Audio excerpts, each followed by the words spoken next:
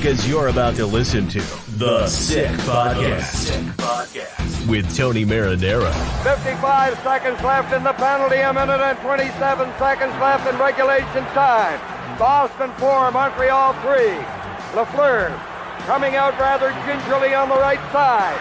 He gives it into Lafrenière, back to Lafrenière. The sickest Montreal Canadiens podcast. You're in the spot! Sports entertainment like no other. Rejoint, on lui fait perdre la rondelle, une passe devant.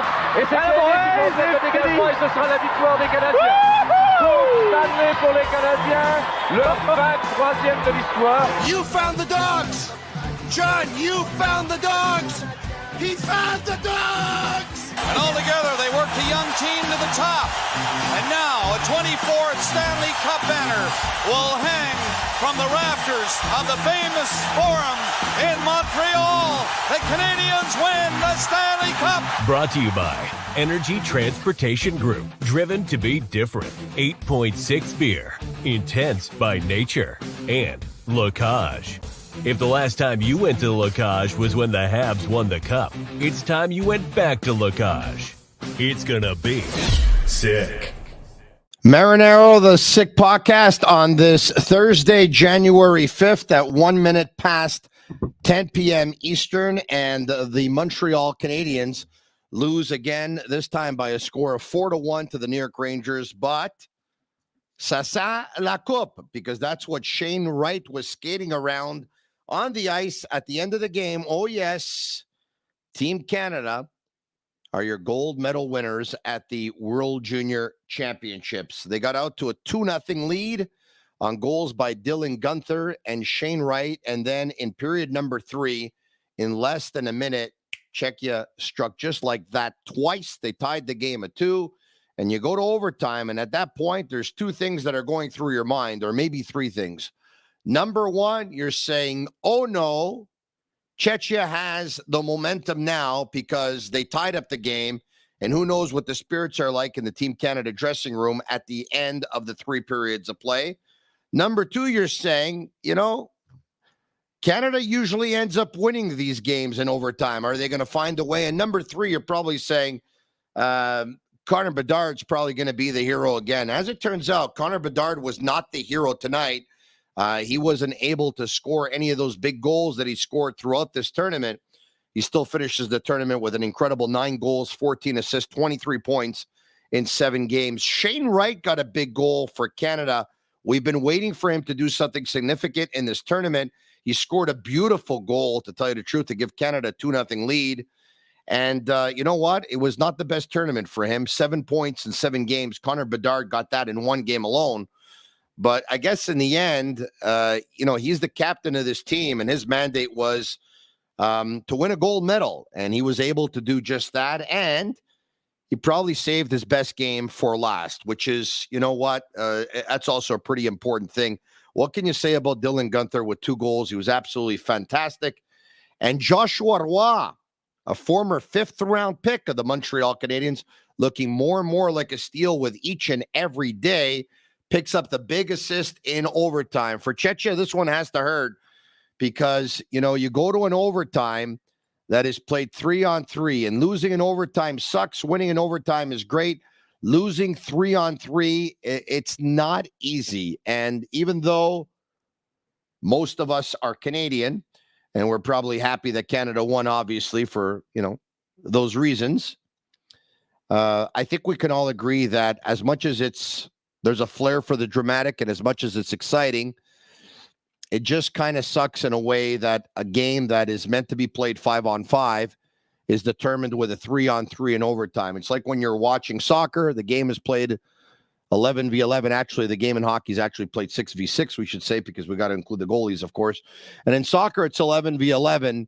And when a game is decided in penalty kicks, especially if it's, a final game, it's tough to take. And this one was tough to take, but probably should have been 5-on-5. And maybe one day they'll change the rule. Maybe one day they won't. The one thing you can say about 3-on-3, it is exciting hockey. I mean, let's be honest here.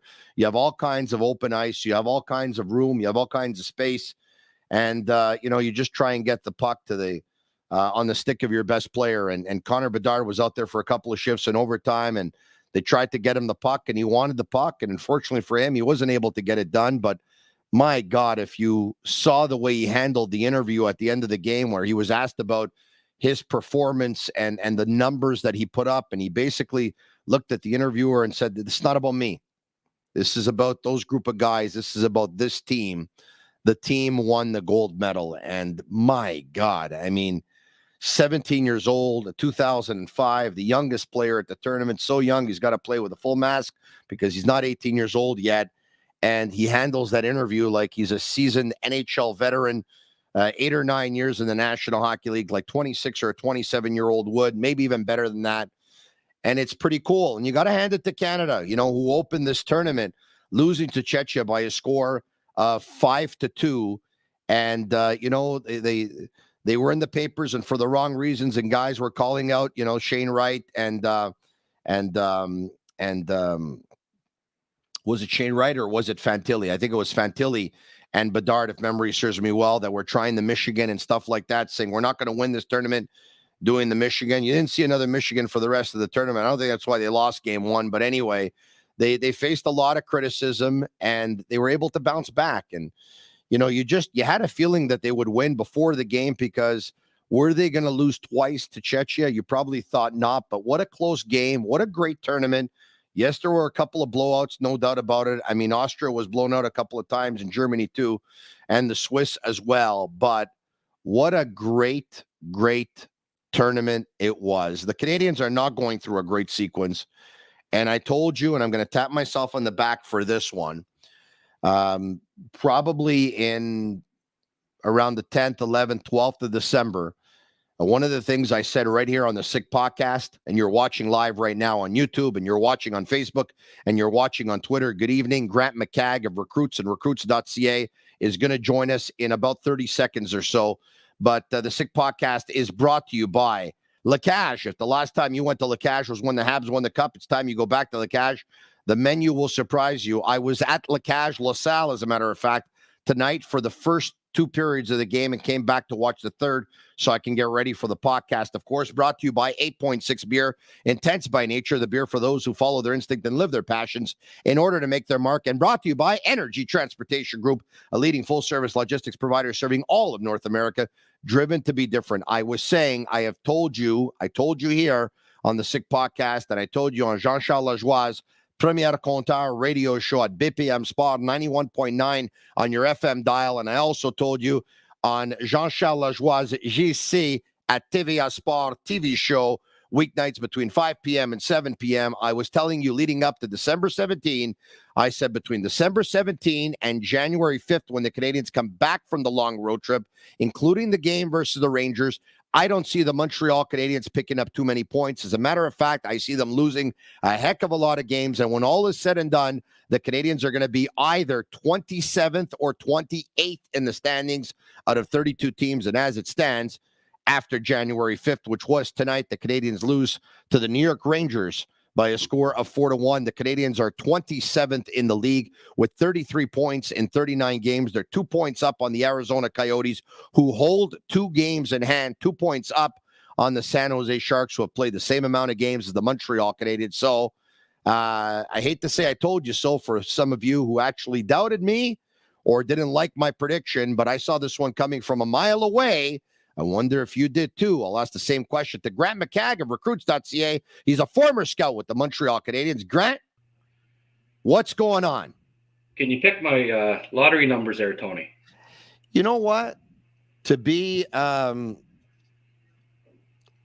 honest, yeah, I don't think it was that much of a huge prediction. I mean, no. If you're paying attention, you know that Jake Allen, that Montembeault stole points in the first month and a half of the season, that Jake Allen stole points in the last month of the season, that Nick Suzuki and Cole Caulfield were on a pace that you would think was going to slow down. Dach got moved to center at one point because Monahan went down with an injury. Brendan Gallagher's out now. They started to face a couple of injuries. They don't have a lot of depth to begin with. All of a sudden, there's 5 young defensemen in the lineup. I don't think it was that much of a crazy prediction, Grant, and no. I felt pretty strongly about it, and here we are. Yeah, well, with the 7-game road trip too, right? And yeah, I just everything kind of added up, and you can only overachieve for so long, and then Suzuki has 3 points. I was looking at it, 3 points in his last 13 games, I guess. Yeah. All of a sudden. So, there was bound. He every year since he's been with the Canadiens, and he's still a young player, he hit slumps, and it wasn't a good time to do it, but there never is a good time, I suppose. But on the other hand, I guess, the reality was that they probably weren't going to make the playoffs. So maybe it'll end up being for the best in the long run. So what I want to do tonight is I want to talk a little bit about the World Juniors. I want to talk about some of the prospects. I want to talk about some of the drafted players, some of the undrafted players, a little bit about the Canadiens, Slafkovsky as well, and the decision not to send him and what his game's all about right now. There's talk of him being sent down to Laval. We're going to try and cover as much as we can, but let me ask you this to start. Before the tournament started, where was Connor Bedard on your list? What did your top 3 list look like before the tournament started? Well, I had Bedard number 1. I've had him number 1 since mid-November. My first preliminary draft list, it was in late October, and at the time, Bedard wasn't playing very well. I think he had 14 points in 10 games, which, for most prospects is great, but for Bedard, it's not. And he wasn't playing well defensively. Yeah. And Fantilli was. He was playing just lights out. So my first draft list in October, just like I did with my first draft list last year, I didn't have the guy that people expected number 1 to be number 1. But certainly with the qualifier that if Bedard picked up his game, he'd be back in the first place and in first spot. And I don't know if you saw my list, Tony, but I almost feel like it was like it lit a fire under him if he did, because it was like the next game he started scoring 3 points a game. It was just crazy. He's in the months of November and December, he had 58 points in 18 games. So by mid-November, it was quite obvious that Bedard got his game going and that he was the number 1 prospect. So going into the World Juniors, it was Bedard was 1, Fantilli was 2, and Leo Carlson 3. Okay. I think that's probably, for most people, that's still the order that for most people, but in my mind, Dvorsky put himself strongly into consideration for the top for the second spot as well. But for me now, it's clear cut. Bedard going away. He looks like a generational player. I don't know if you saw the TSN preamble to the World Junior today, but they had Craig Button on, and he was asked if he thought that Bedard is a generational player or could be. Didn't even say could be, just asked if he was, and he said yes. But I think he can be a generational player. I think he's got that dynamic quality to him. You know what? I think he is. I think he will be as well, Grant. When we talk generational players, of course, we talk Wayne Gretzky, we talk Mario Lemieux, we talk Sidney Crosby, we talk Alex Ovechkin, we talk Connor McDavid. And you know what? I have no problem putting Connor Bedard on that list. And I see a lot of people on social media talking about, his 200-foot game and the turnovers that he makes, and he's no Crosby. And I'm going to tell you that as well. You're right. He is no Crosby. And Crosby is, and I don't believe when Connor Bedard's career is all said and done, that he'll be a better 200-foot player than Sidney Crosby. I don't believe he will be. I don't think he's that kind of player. He does turn the puck over. Yes. He's not a 200-foot player. Yes. But he's an incredible offensive player. And some incredible offensive players, you have to be able to live with their shortcomings, because what they give you is far more beneficial and greater than what they don't give you. And for everyone on social media who right now is concentrating on Connor Bedard in the faceoff circle, or Connor Bedard's 200-foot game, or Connor Bedard giving away the puck, you're an idiot. You're an idiot. It's very hard to find the perfect player, and Sidney Crosby comes pretty close to it. But why do you pay attention to that? I mean, this guy has beat Canada's record for any player wearing a Canadian jersey at the World Juniors for goals at the World Juniors, for points at the World Juniors, doing it this year as a 2005 and the youngest player in the tournament, being so much better than his teammates and everyone else that it's not even a discussion and it's not even close. There was a guy that, for the most part, a lot of people thought was going to go number 1 overall last year, Shane Wright, and he more than tripled his offensive production in this tournament. As a matter of fact, he did in one game what Shane Wright was able to do all tournament in 7 games. Why do people always focus on what an athlete cannot do instead of what an athlete can do? It drives me absolutely crazy. Yeah, like were people worried about Patrick Kane's defensive game when he was winning 3 cups? You know, I think he probably end up being a winger, and 60-goal winger. You know, 60-goal winger, 80 assist. Who cares? He could play water boy for all I care. You know, with stats like that, I think he can be a 60-goal, 70, maybe a 70-goal scorer in the NHL. Grant, I said yesterday. And, some people say, whoa, what did you just say? And I have no problem repeating it, because I'm not scared of predictions, and I'm not scared of being wrong, okay? I'd rather have an opinion for you to listen to it, and if I'm right, I'm right, and if I'm wrong, I'm wrong, right? I'd rather do that than not have any opinions at all. You know what? It's not my kind of radio. It's not my kind of podcasting. I said yesterday that if the Montreal Canadiens would get so lucky, as to be able to win the lottery and draft Connor Bedard, I believe he can do something that Guy Lafleur once did for the Montreal Canadiens, and that is score 50 goals 6 seasons in a row. And you know what? Ovechkin never did it. No. And it's very, very hard. Well, but I made a prediction. This guy is, as long as he's healthy, this guy's going to score goals in 65% of his games. He could break Bossy's record. I think he had 9 straight 50-goal seasons till his back gave out. I wouldn't doubt that he could do that if as long as he doesn't get injured. But he just like, it's hard not to see him score. Like, for him to average a goal every 2 games, even. He'll be slumping. I think, he's just got such an incredible shot and just everything. So offensively, at one point there, Fraser or Jay Fresh or whatever posted a stat where every 4th shift he was getting a point, in the tournament.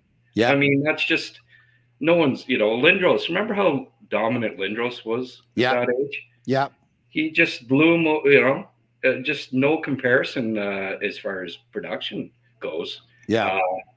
It just absolutely incredible. And I loved, like you said there, when he was tired of being asked about himself, like even the time before, you could tell he was irritated when it's 1-0 game after a period and you're asking about him breaking a record. Like, he's Andre Tournier told me about it before too, where he's super competitive and wants to win badly, and he wants to score that goal. You could see it even in the overtime, just hungry.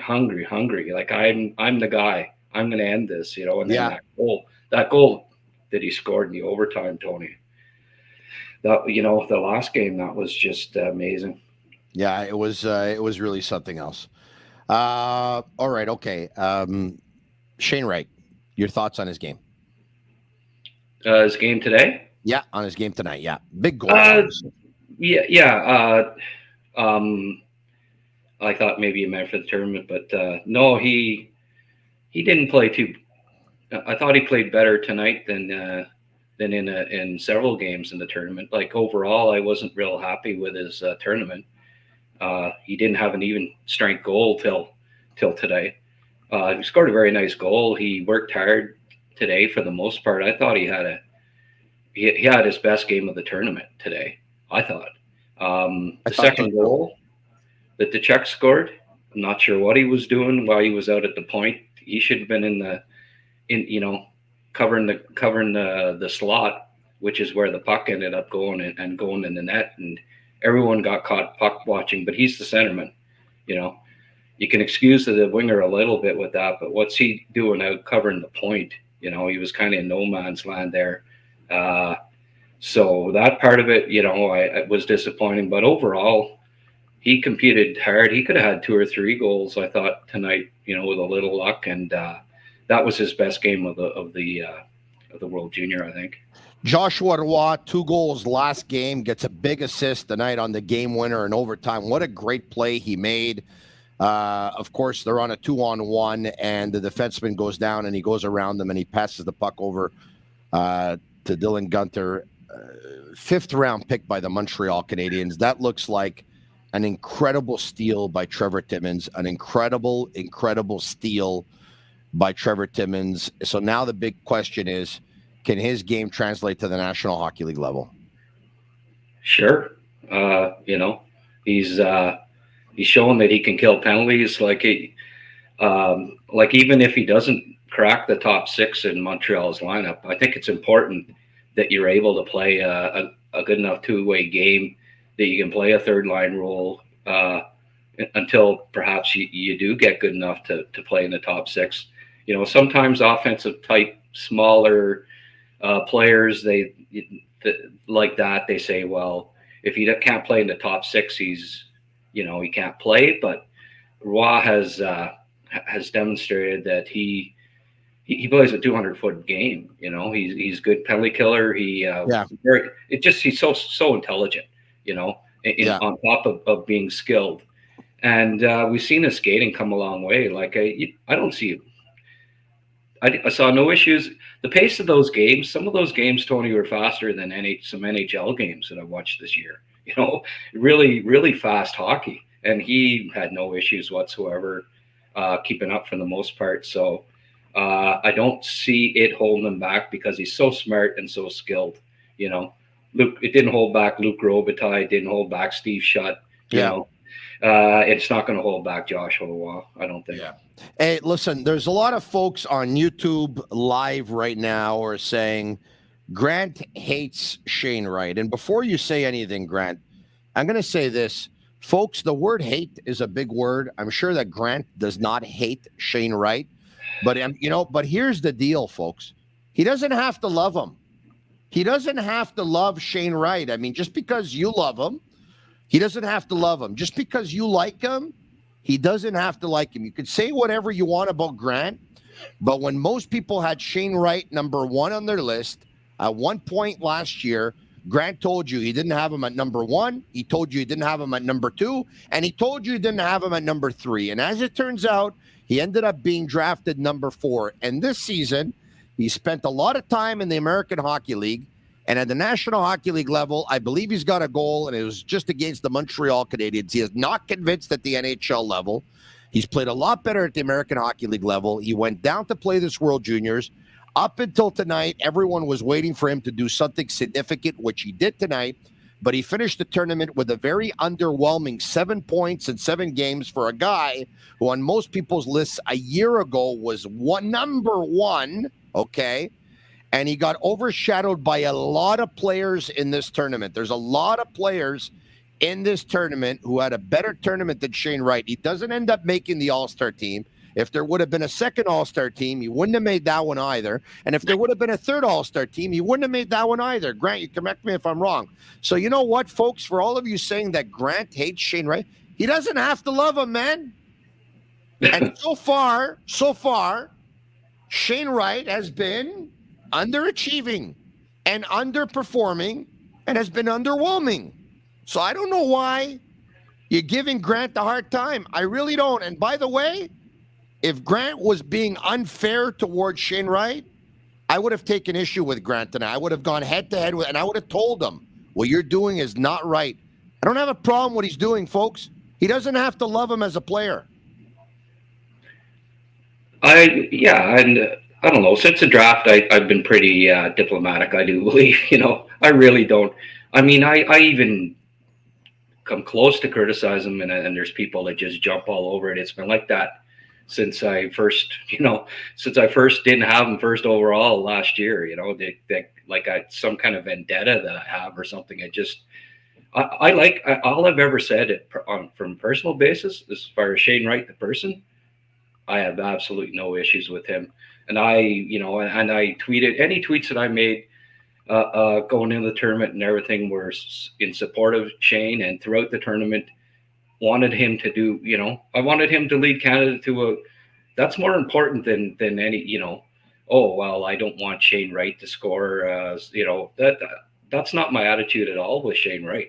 I've never once said that, that I don't like the guy, personally, in any sense. It's my job is to rank hockey players. And if they're doing things that I don't think justify them being first overall, I'm going to say it. Does it mean that I hate them? No. I think I've been proven, like you say, Tony, that, there were reasons why you shouldn't have ranked him first overall last year. And it had nothing to do with, why would I hate him? He's a Canadian hockey player, that I want to help, that just helped Canada win gold medal. And I'm happy for him as can be. I loved his interviews today. I loved his interviews all throughout the tournament. He's a nice kid. And I've never said anything other than that as far as the kid goes. So I'm not. He scored a big goal in the biggest game. He captained Canada to gold. Everyone's happy for him. Yes. No doubt about it. But the fact remains that Logan Cooley had a better tournament than Shane Wright. Simon Nemec had a better tournament than Shane Wright. David Jiricek had a better tournament than Shane Wright. There's a lot of guys that were drafted in the top 6 or 7 last year that had a better tournament than Shane Wright. Grant, correct me if I'm wrong. No, Cutter Gauthier, I thought, sure. You go down the list, the top 5, the other guys in the top 5 outplayed him, and Jiricek, top 6. So, he didn't have a great tournament. He was given lots of opportunity and wasn't producing, even strength. He was okay. He played an okay tournament, but it wasn't. He certainly didn't play like he'd say, oh, well, he should have been the first overall pick. Haven't seen that yet this season. And I'm not saying that he won't end up being, maybe he ends up being the best player from this draft class yet. I don't know that. You don't know who's going to be the best, 8 months after the draft, you don't know who's going to be the best player in the draft class. No. All I know is that so far it doesn't look like it. And so far it doesn't look like I was wrong in ranking where I did. All right. Now, and as someone points out via YouTube, Joshua Roy had a better tournament than Shane Wright. And I think you'd have to agree with that as well. Now, speaking of the draft last year, Uri Slafkovsky goes number 1 to the Montreal Canadiens. The Canadiens choose not to send Uri Slafkovsky to play for Slovakia at these World Juniors. I've been saying for a while now, I believe they made a mistake. Your thoughts? I'd love to hear from you. Well, I didn't think so at the time, but, given the slide that they've gone on and that you apparently knew was going to happen, did we really need him to be around this environment for the past couple of weeks? Maybe it would have been more positive for him to be, with his country mates and trying to win a gold medal at the World Juniors. But I do know that,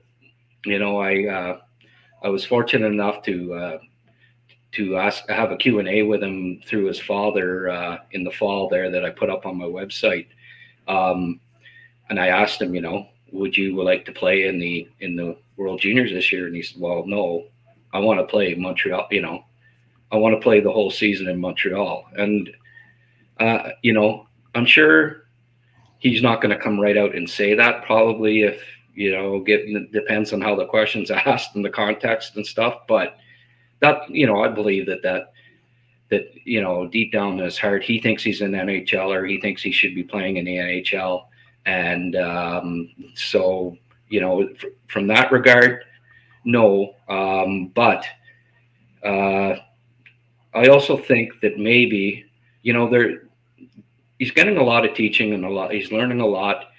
And I think perhaps maybe he's still so full of confidence. You know, you see him trying to do things and that you normally wouldn't see an 18-year-old try to do in the NHL level. And I almost think that they were maybe a little concerned that if he went back there, you know, maybe sunk back into some old habits, you know, where he's trying to do too much, not keeping his head up because he's bigger than everybody else and things like that, where I think perhaps they thought, we'll keep him here. We'll keep bringing him along. It's a process. Yeah, he's not scoring a lot of points, but it's more about the process than it is about the points this year, you know.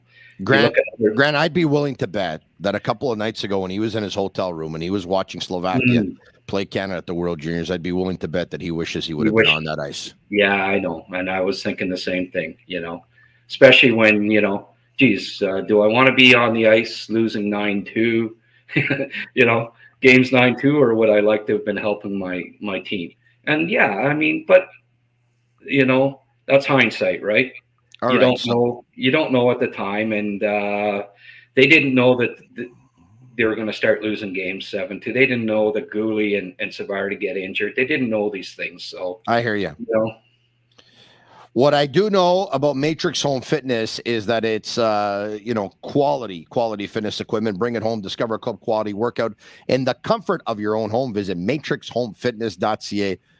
You should see my youngest on it with an incline of about 7 or 8. It's not normal, some of the things that he does. I told him, Marco, you got to take it easy, bud. Bring the incline down to about 2 to 3 degrees. All right, okay. Matrixhomefitness.ca. Go out there, whether if it's a treadmill or elliptical, bike, fitness equipment, absolutely fantastic. All right. Seeing as every now and then, or as of late, I've been making a little bit of sense, I also said in the last month, if I'm the Montreal Canadiens, I send Uri Slafkovsky to the World Juniors. Once they're over, whether he does great or he doesn't do great, I'm sending him to Laval anyway because the Canadiens are going to be losing a lot of games. It's not going to be a great environment, and I want to see him dominate and send him to Laval where he'll get more ice time. He'll demand the puck. He'll pick up the puck. He'll try and do things with the puck. Then I also said I'd bring him back to the Canadiens with 4, maybe 5 games left in the regular season, which is my message to him in ending the season is that Uri, you know what? You're back in the National Hockey League. What you went through was a process. You are a National Hockey League player. You're finishing the season in Montreal because that's where you're going to start it next year. Unfortunately, the Canadiens didn't agree with me with sending him to the World Juniors. Do you believe they'll agree with me in sending him to Laval? And my question to you is, would you send him to Laval? I have been reticent to say that. In part, I think partly of what I was saying about going to the World Juniors, where, you know, does he pick up some bad habits going to the AHL again? It's not that he doesn't lack confidence. It's almost like they have to kind of curb the confidence from him some, you know. Yeah, it'd be nice to, you know, for him to go down and score a bunch of points, I suppose. But I mean, I look at Joe Thornton's rookie year. I look at other big guys that were 18 years old that didn't get sent down to the minors, and, you know, they stayed with the team. They bought into the program. They were taught, you know, game to game. I mean, would you rather have Slafkovsky being taught by Marty St. Louis or J.F. Houle? I would rather him being taught every day and practicing against, you know, Suzuki and all those guys every day. Yeah, he's going to play a few more minutes in Laval, but 12 minutes practicing against all of those guys, getting tutored by Nicholas, Marty St. Louis. You know, there's 2 ways of looking at it, but I do certainly get your point on that, Tony, where, you know, it may not hurt him to go down. I know he's a proud kid, and I don't think he wants to go down either. There's that too. It's a tough call for me, Tony. I've kind of bounced that back and forth the longer he goes here without a point, and the longer and the worse the team plays, I start to, it starts leaning that way towards maybe he should get sent down to the AHL for a while. Grant, I know about 5 or 6 minutes ago, you said something to the effect of he's still trying things, which is good. So there's confidence there, but I'm going to respectfully disagree on one thing. Okay. Trying things could be one thing. Mm-hmm. He doesn't appear to be a player with an awful lot of confidence to me right now. And you know what? Look, I can't possibly put himself in his head. Sometimes I don't even know what I'm thinking. Imagine somebody else. But a player with we know that your confidence is affected when you don't pick up points. And I know that there's more than just points at the National Hockey League level. There's playing a good 200-foot game. There's being a reliable player. There's all that stuff. Okay. But off the top of your head, Grant, because I can go back and look too, but off the top of your head, when was the last time Slafkovsky picked up a point? Yeah. No, you're right. It's been about a dozen games. 8 games ago, 9 games ago. Like, when was the last time? A dozen games, something like that, But, I mean, Nick Suzuki has 3 points in his last 12 games. Should we send him to the minors? No, but it's clear that Nick Suzuki is NHL ready, and I don't think it's clear that Slafkovsky is number one. Number two, is that, you mentioned Adam Nicholas can work with him. He could work with him in Laval as well. No, I suppose. And I'd also like to add, Grant, that he could probably spend more time with him in Laval than he could in Montreal. Maybe. I don't, what if they're not real comfortable with the coaching staff in Laval right now? They didn't hire those guys. That's a great point. But now let me ask you something. Like, what if they're not comfortable with about 5 or 6 guys on their team right now with the Montreal Canadiens, and him hanging around those guys that are negative and not happy with their playing time, not happy with their situation, not happy with their status, and they want out? Is that a better environment? Are things rosy in Laval right now? Maybe there's 10 guys in Laval not happy about their playing. I hear you. Look, I get you though. So your points are all well taken and well noted. At one point, they sent Cole Caulfield to Laval. And he did well when he went to Laval. And he picked up some goals. And then he came back. And, I'm not saying that that's the reason why Cole became Cole. But I don't see how it could hurt him if he goes to Laval to play over 20 minutes a game on a top line, to see if he can start scoring again, if he can start picking up points again. If, we know that by having more time and space, he's going to be able, like, he got hit a couple of times this year, right? A good 4 or 5 times with his head down, which is a habit of having his head down, and also less time and less space. It's the best league in the world, right? He goes down to the American Hockey League. He's going to have more time and space, Grant. Tony, he got hit also because he was tired at the end of shifts. So if you're playing him 20 minutes a night in the minors, at the end of shifts, maybe he gets hurt really bad in Laval. Like, the thing about it's just like 20 minutes. I don't think he's ready for 20 minutes at any level right now. I don't think he should be playing that. His stamina has to be built, and I don't think it can be built in a month or two playing in the AHL. I think it's going to be over the next 9 months. You look, they show him on the bench, and he's breathing harder than anybody else at the end of shifts. Like, they're showing him on the bench, and he's just heaving, and you can tell that he's still got, like, 18-year-old kid, 6'4", trying to keep up in the NHL. He's still got to build his endurance and his stamina. So you send him to Laval, you play him 20 minutes when he's having problems playing 12. I think that's a recipe for being injured. Out at the end of a shift, he's been out playing. He's not, his stamina isn't ready for that. He's an 18-year-old kid. Like, the AHL isn't a cakewalk for 18-year-old kids, even when you're first overall, let alone. There's a lot of tough kids, I don't know. I don't know that that's the answer to everything, is to send them to play 18 minutes a game and 20 minutes a game in the AHL, when I don't think his stamina is there right now. He's got to build his endurance. Yeah. And I don't know. But certainly, every point you made is valid, Tony, and I wouldn't be averse to him going to the AHL. But I also see, I'll understand if they don't. I'll understand, and I think I've stated some of the reasons about why they may not. I hear you. Look, and every point you brought up is valid too. I just think that his situation is stagnant. That's all. All right. I can't argue with that. I want to get back to the World Juniors, and we talked about Connor Bedard, and it's obvious now on everyone's list that Connor Bedard is number one, and it looks like it doesn't really matter what's going to happen the rest of the season. He's number one, and he's not going to be. I don't think he would be. He's not. He's going to sway from that ranking. My question to you is, who is the number two after watching what you watched? Is it Fantilli? Is it Carlson? Or is it Dvorsky?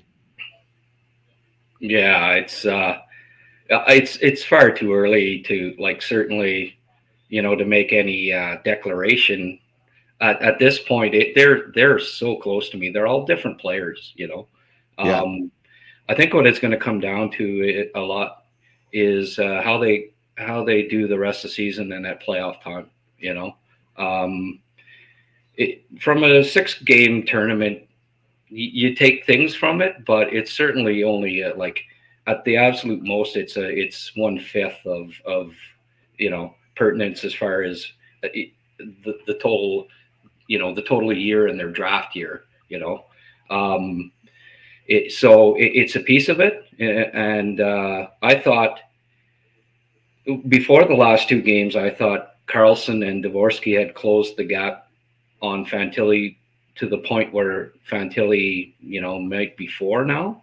And then the last 2 games, Fantilli, when it counted, when it was really important, though, the semifinal and the final, we saw some things with Fantilli that we hadn't seen earlier. Once he scored that goal, you could see the confidence in his game. Really, we started to see what I had saw earlier in the year, and why I thought when Bedard wasn't playing great to start the year that it was close for 1-2. But I mean, I was leaning towards Dvorsky before the last 2 games from Fantilli, but it's close for all 3 of those guys. Hey, maybe they get Dvorsky, and you have an all-Slovak line one day of Dvorsky, Slafkovsky, and Bedard. Oh yeah, it's crossed my mind. That kid is he's going to help you win playoff games. He may never be a 90-point scorer or whatever in the regular season, but you're dropping the puck in a playoff game. This kid's going to be dynamite. He reminds me of Bergeron. The people were saying comparing Wright to Bergeron last year. He's a lot closer at that age, that type of player where he's just so smart and so good defensively. He's like a third defenseman out there. Yeah, he reminds me a lot of Ryan O'Reilly. That's not bad. Yeah, I see Ryan O'Reilly. Okay, so now Milic, the goalie. Your thoughts on him? I hope he gets drafted this year. Certainly, given the fact that he played so strong for the Canadian team. Once he got they handed him the ball there. He obviously he's 6'1" at the most, 6'1.5" inch. Bob McKenzie went into it pretty good the other day, and it's unfortunate. It's like being under 6 foot and being a quarterback. Doesn't matter how good you are. They look at that and they say, no, we'll pass. It's unfortunate. You look back a few years back. Remember Michael DiPietro? He was best goalie in junior hockey for 2 years. Led Canada, went to the World Juniors, was great, lights out, all that. He hasn't even got a sniff in the NHL. It's just so tough when you're not the prototypical size to get that opportunity. But certainly, you'd hope late in the draft, when you're picking these guys that aren't going to probably ever play in the NHL anyways, that somebody takes a flyer on him and drafts him. Yeah, I believe you can sign him. Can you not? He's an undrafted player. Can you not sign him? He's not going through another draft, is he? Well, if he's playing at the World Juniors, I do believe he's still eligible for the draft. I could be wrong on that, but if you're playing in the World Junior, you're still under 20, right? So he would. This would be his last year of eligibility, I do believe. Yeah, because there were. Oh no! If he was passed over twice already, maybe. Yeah, he was. Well, he was passed over twice, and I remember reading something. Okay. About the Minnesota Wild had invited him on a PTO to their camp, and they had signed. There were about 7 players that were invited, and they signed 6 of them, and the one that they didn't was actually Milic. Right. Yeah. But you can be like, you don't have to be. You can still be draft eligible and invited, to camps as a free agent, as an invite, and still be, that doesn't mean that he's not draft eligible. You know what I mean? Yeah, I think he could be signed, but you know what? I have Agnello and Sammy back at Master Control. Guys, if you can research it so that we give the right information by the time we get off the air here, we just like to make sure. Well, okay, Tony, I think, like a team could sign him, I guess. Yeah. Because he was undrafted, but that doesn't mean that he's still not going to be eligible for the draft, maybe.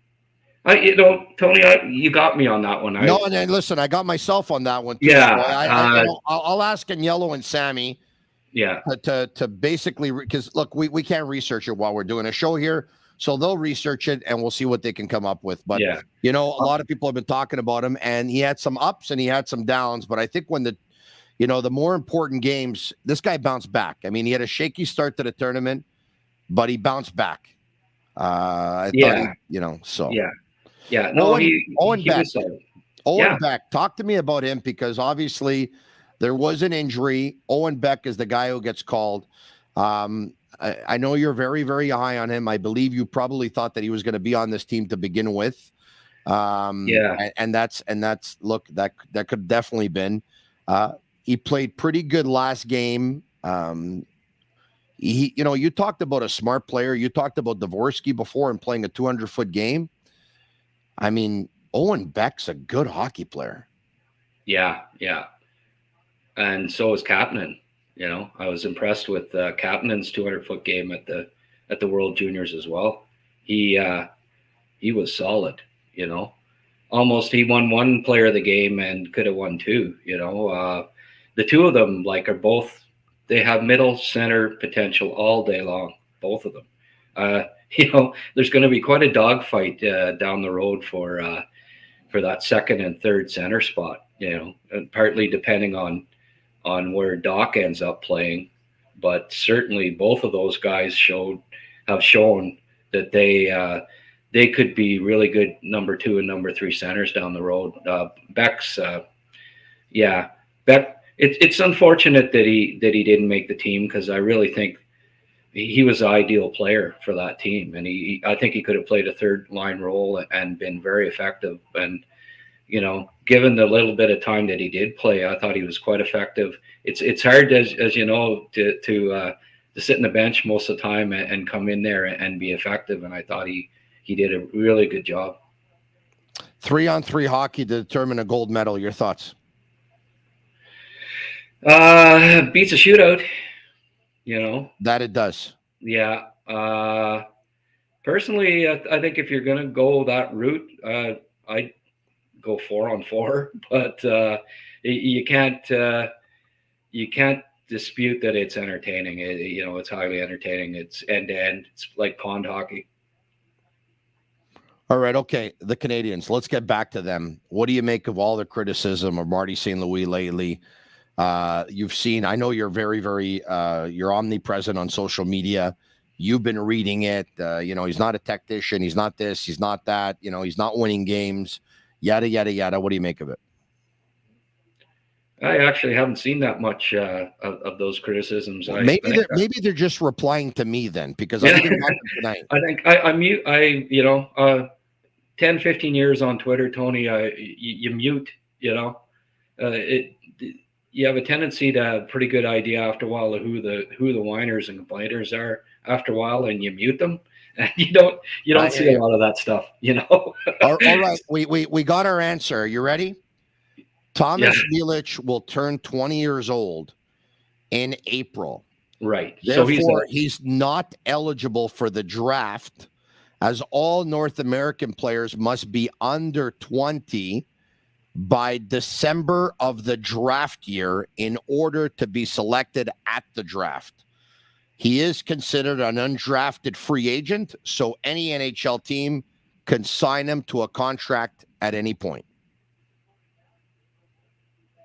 Okay. Got that? All right. Okay. Okay.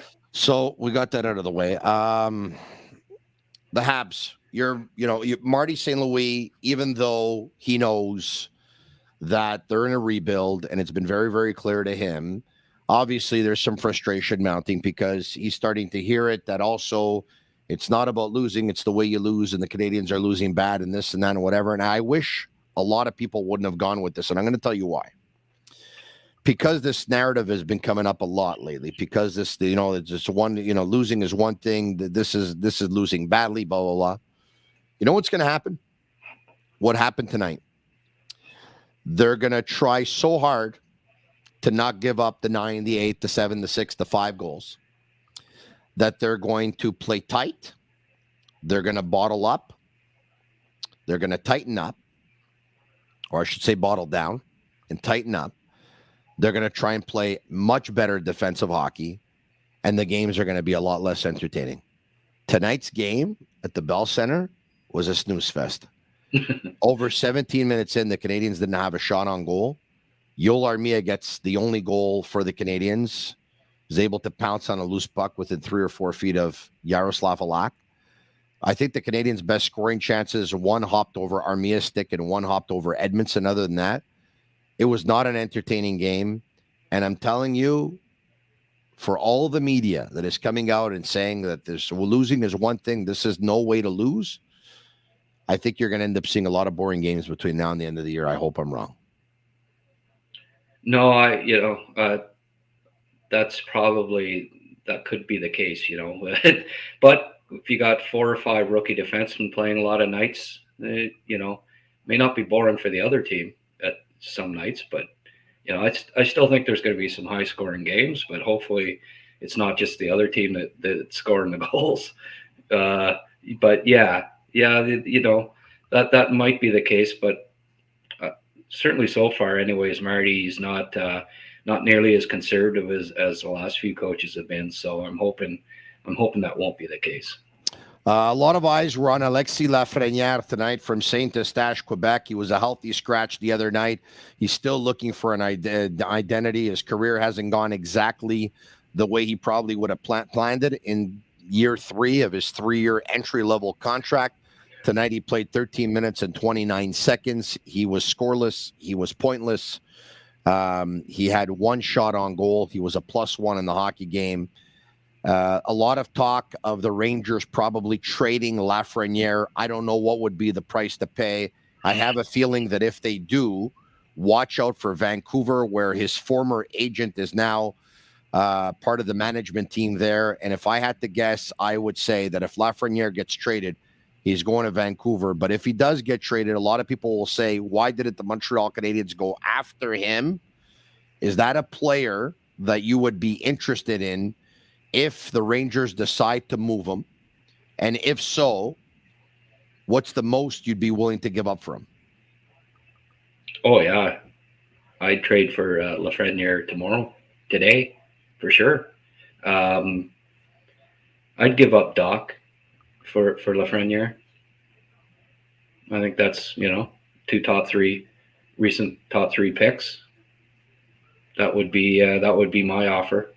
If they didn't go for it, well, if they want you to throw in a 1st-round pick or something like that, no. But I don't think that they're as a 1st overall pick ever been traded in their first 3 years. Like even Yakupov, as bad as he was, they waited 4 years before they traded him.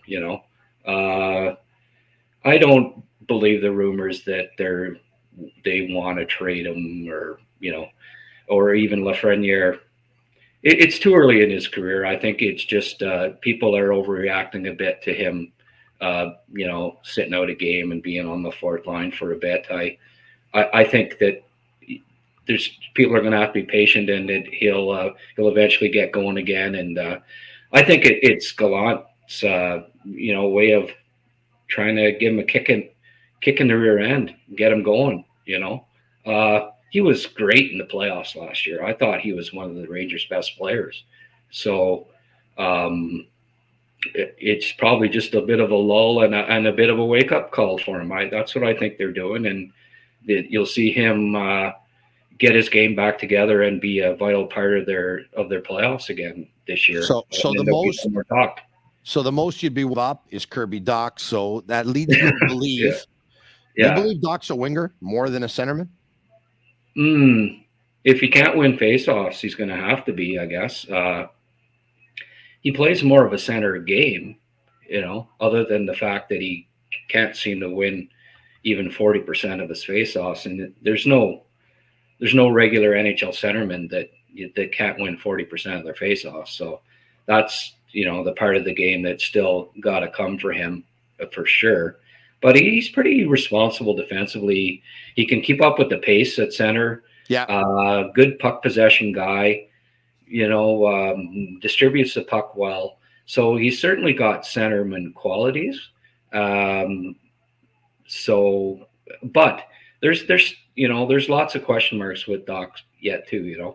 He looked great there for a bit, but like a lot of young players, very inconsistent. I think in the last 15 games he has like 4 points or something like that, and that's not good enough. Grant. So I mean, it's funny. I mentioned Dach, and Habs fans are funny like that. Oh no way you trade Dach for Lafrenière, but I do it in a second. Yeah. Grant, I so appreciate your time. You really extended yourself tonight. You went quite a bit, man. It's really, really appreciated. There's a lot of people that want to ask you a ton of questions. Can you stick around for maybe 2 or 3 more minutes here and just tackle a couple of questions? Absolutely. Thank you very much. So why don't we do that? It's you called.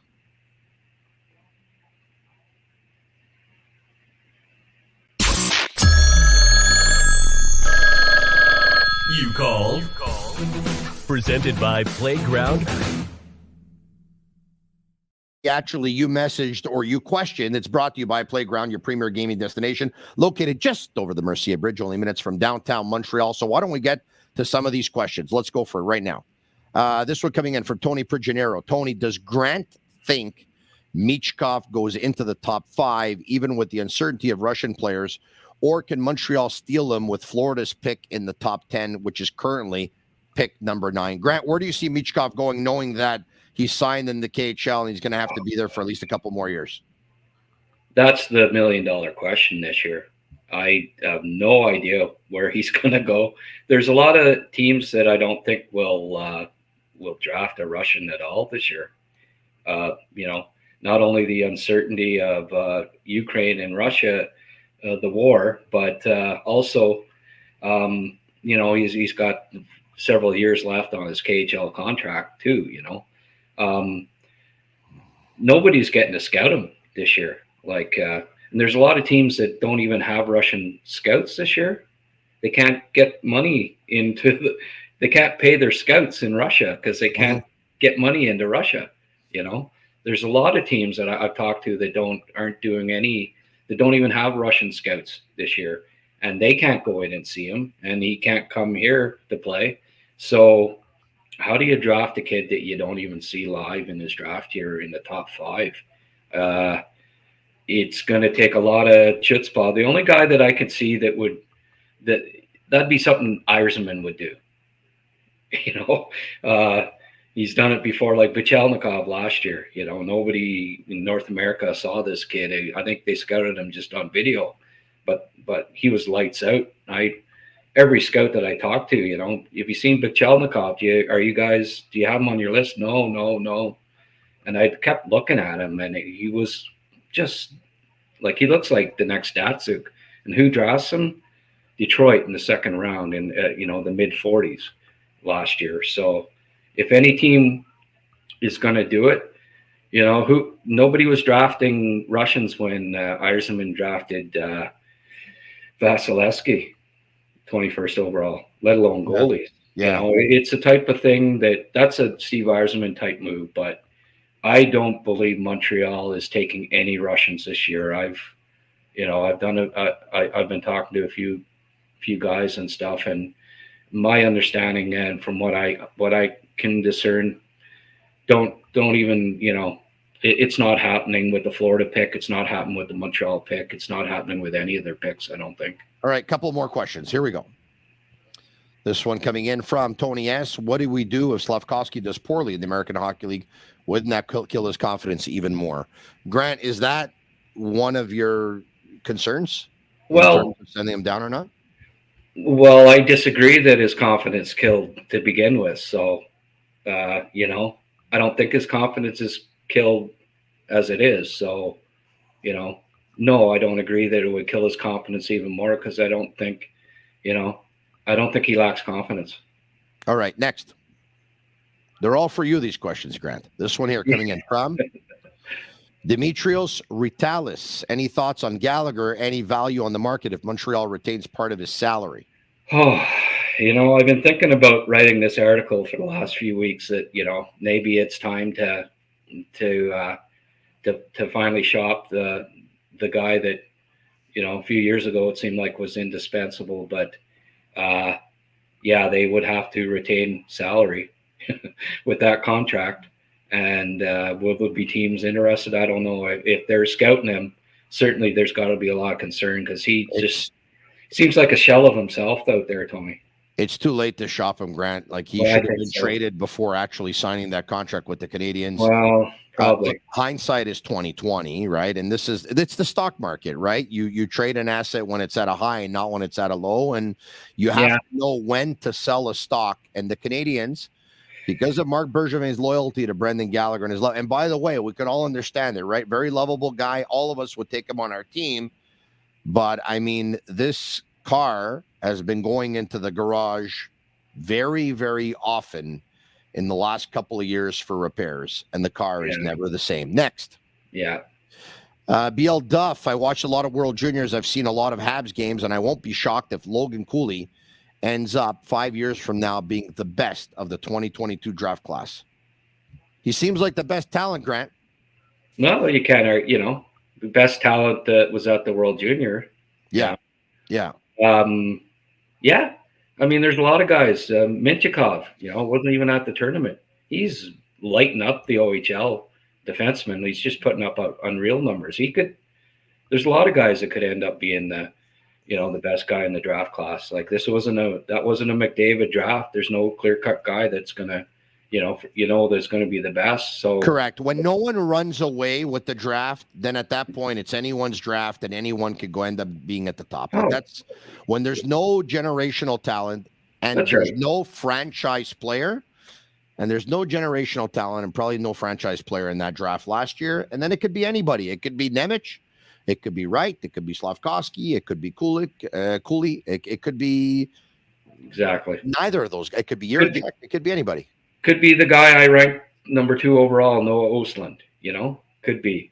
He was the player of the game for Sweden today. He had a fantastic game. They scored. He's wait till next year's tournament. Like, he's just got to get stronger. He's just such a dynamic. I still love him to death. Good for you. I love you too. Okay, we'll end it with this one. One more, okay? We should have ended it on I love you, but do you trade 2 first rounders? Would you trade your 2 first rounders and Cole Caulfield for the number 1 pick overall? Sure. Yeah. But the other team's not going to accept. Yeah, listen, the team that gets the first pick overall will not trade that pick. No. So in the meantime, let's just hope that the Montreal Canadiens will. And, a lot of people are saying, well, but Gary Bettman is going to make sure that Connor Bedard goes to Arizona. Why? Connor McDavid ended up in Edmonton. I mean, would Gary Bettman, did he arrange for Connor McDavid to end up in Edmonton?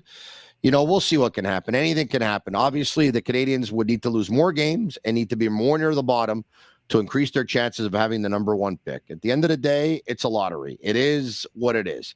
I hope the Canadiens have a lot more luck with lotteries than I do because I don't win many. Grant, thanks, man. Under short notice, I was watching the World Juniors.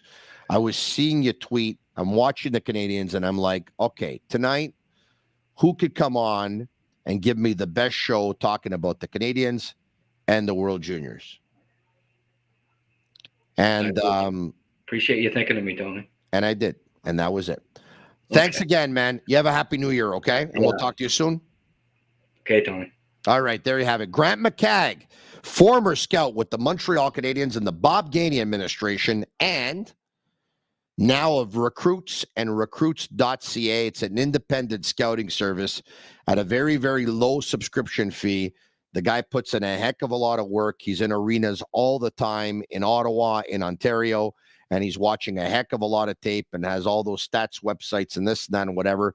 All those, I think it's Instat. You can actually go and watch every single shift of every game. You can key in on certain players and stuff like that. Anyway, he's subscribed to all this stuff, and he does unbelievable work. He told you last year that Slafkovsky was going number 1, and he told you that Shane Wright wasn't going in the top 3, and he was right on both accounts. Hit the sick button, hit the like button if you're liking the Sick Podcast, and message SICK, SICK, if you like it. Somebody tried to bother me tonight or tease me tonight, took to Twitter and said, hey, Tony, I went on Spotify and I gave you a 1-star rating. I was instead of a 5-star rating, okay? I was, between you and I was like very, very tempted. I was with, friends and family at McCagg, and I look at my phone and I saw that tweet. Hey, Tony, I gave you a 1-star rating on Spotify. And I was so tempted. I grabbed my phone and I was going to reply. You must be a little bit confused. I wasn't asking you to rate your life. It was to rate the Sick Podcast. And then I said, I'm not going to do that. So I just blocked him instead. But I ended up doing it on the Sick Podcast live on YouTube. Live podcasts, aren't they a beautiful thing? Because you know what? You can just say what's on your mind. Anyway, if you can go to Spotify, you can go to Google, and you go to Apple, and obviously you like what you've been hearing, or you like what you've been watching, give me a 5-star review. I put my heart and soul into it. And you know what? If you don't like the podcast, just don't review it at all. How can you not like the podcast? We're a Sick Army. Our numbers are growing all the time. We are very close to 11,000 subscribers on YouTube. About a year ago, we were probably at about, who knows, a couple of thousand. 1 year later, we're close to 11,000 with 547 people watching right now on YouTube Live. Add to that Twitter, add to that Facebook, and we're probably close to about 1,000 people live watching. 1,000 people. That's more people than that listen to the radio nowadays. It's a Sick Podcast. Happy New Year, everyone. Again, on this January 5th. I usually get in. I have the habit of saying it for like the first week of the new year. I still wish people a Happy New Year. Like I went somewhere today. Someone opened the door for me. Oh, thank you. I walked through. Happy New Year. I held the door for someone. Happy New Year. Happy New Year to all of you. Thanks again. Tomorrow night. Friday nights is usually Matt O'Hayan, but guess what? Tomorrow's his birthday. So he called me and he said, hey, Tone, Friday's my birthday. I'd like to go out. I said, Matt, go out. It's your birthday. Have a happy birthday. I'll be there. I'll take over for you. He said, you sure? It's Friday night. I said, Matt, Friday night, what better way to spend the Friday night with my Sick Army on YouTube Live, on Facebook Live, on Twitter Live? I'll be here. Same time, same place. Tomorrow night, 10 p.m. Eastern. I'm Marinaro. Congrats to Canada. And that's a wrap. Hope you don't miss us too much until next time. Follow the Sick Podcast with Tony Marinaro on YouTube, Instagram, Facebook, Google Play, and Apple Podcasts. The Sick Podcast is brought to you by Energy Transportation Group, driven to be different, 8.6, intense by nature, and Lafrenière. If the last time you went to Lafrenière was when the Habs won the Cup, it's time you went back to Lafrenière. The menu will surprise you.